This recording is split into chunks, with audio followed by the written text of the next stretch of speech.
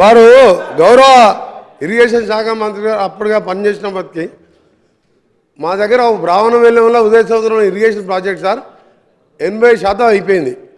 200 కోట్లు పెడితే దాదాపు 1,00,000 ఎకరాలు నీళ్ళు వచ్చే ప్రాజెక్టు.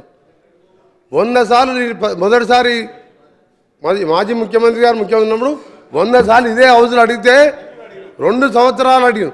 ఆ తర్వాత రాజగోపాల్ రెడ్డి గారు పోయినసారి ఎమ్మెల్యే గారు 100 సార్లు అడిగినాం. 200 కోట్లు పెడితే 1,00,000 ఎకరాలు నీళ్ళు వస్తాయా అంటే ఇలా చేతులు రాలే. వీరు మాట్లాడుతుంది సార్ గౌరవ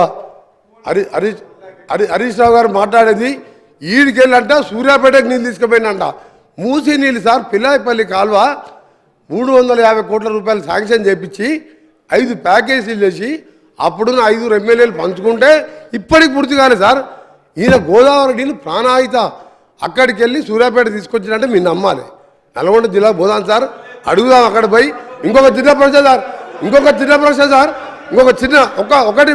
ఒక నిమిషం సార్.